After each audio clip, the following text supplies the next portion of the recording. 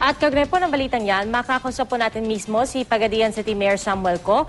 Mayor Co, magandang tanghali. Si PR Arcangel po ito. Yes, PR. Good noon.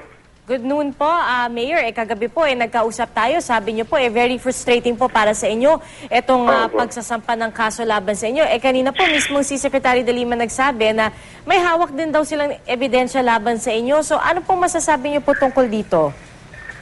Yeah, sabi ko nga, very frustrating kasi po, right from the beginning, pinaalam ko na kasi yung NBI talaga, no, tsaka DOJ, si Ma'am de Lima, pinagsabihan ko na nag-case build up yung grupo ni Governor Cerilles. Kasi dami niyang inakot from all municipalities kung sino magdiin sa akin, lahat, kung sino-sino ginakuha nila, tapos lahat nagre-reklamo. Siguro, doon sa NBI Pagadian, by the thousands, yung nagdalit sa pangalan ko. Kasi talagang kahit ano-ano na lang ipasasabi, basta ipagdiin lang pangalan ko, pati pangalan ni Halosos. Oo. Pero Mayor... So, ewan ko lang kung ano yung mga evidences na nasa kanya lang ngayon. Pero sa alam ko lang, yung nag-surrender po, ang lawyer kasi niya, taga-Pagadian din, ay kasangga din nila Governor Cerilles. So, wala tayong magagawa kasi tinuturuan na rin yan kung ano sasabihin. Pero Mayor, pinaghahandaan nyo na po ba ang mga susunod nyong hakbang? Kasi nga, sabi nyo, meron din naman kayong hawak na sarili nyong ebidensya tulad nung sulat na ibinigay nyo sa NBI, asking them to investigate, tsaka yung pagkansela ninyo ng business permit. Tingin nyo, malaking bagay po ito para sa inyong kaso?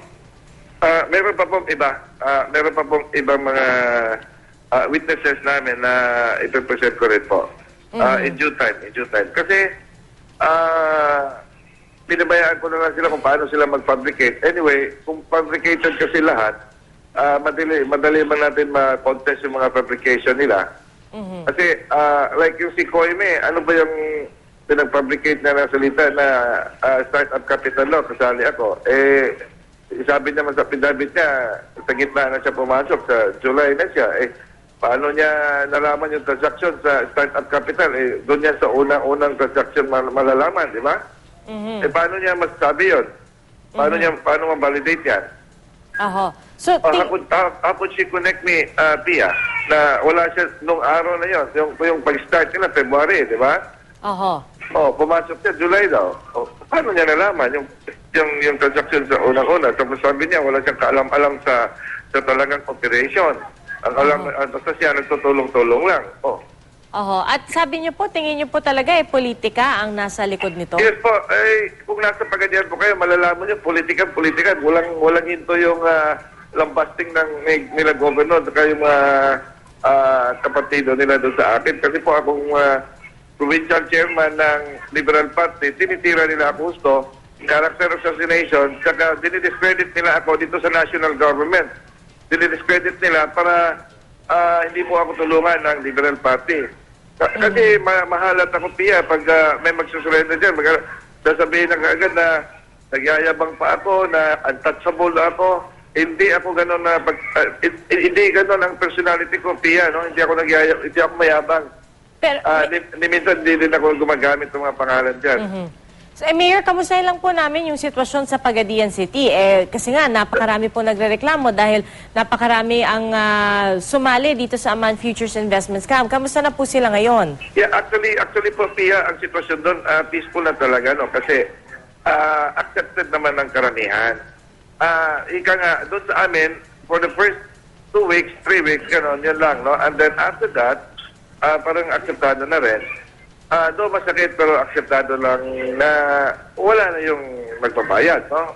We're just hoping na baka meron, pero at least dahan-dahan, alam naman nila na parang mahirap na konti. But dahil lang ngayon, siyempre nahuli yung sa national, pumasing na siya ng national TV, ganon, medyo may gumagalaw na naman, pero more on kaso-kaso. Yung bang nag-abay-abay Pia, yung nag-aatas-atas, kasi hindi nga lahat makapila doon sa loob. So, ang style doon sa Pagadian is nag-aatas-atas yung mga tao kahit kanino.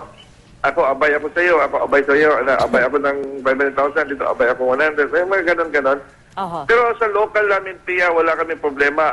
Ang hingi na ako ng tulong siguro kay Presidente o sino ba sa gobyerno natin na kung maaari, pakiusapan talaga yung taga-Lanao, taga-Marawi. Sila po ang palagi nanggugulo doon sa mga residente ko kasi malalaki kasi pera nila eh. Tapos, klarong-klaro naman na sa aman talaga in-invest yun. Klarong-klaro naman na nakiamay lang sila, nakisuyo lang. O kasi, siyempre, takot, yung mga locals ko, takot din sa mga taga-Marawi, Pia, di ba? Kasi iba alright. yung ugali nila eh. Talagang, po. kagaya ngayon, sila mismo sabi nila, iba doon sa kanya, patayan talaga. Alright. Nako, Mayor, maraming salamat po, Mayor, ha, sa inyong pagkikipagpanayam po sa amin at nais lang din po namin sabihin na bukas po ang Balitang Hali sa panig ni Governor Antonio Cerillas. Maraming salamat po sa inyo, Mayor Samuel Co ng Pagadian City. Magandang tanghali po. Thank you very much, Pia.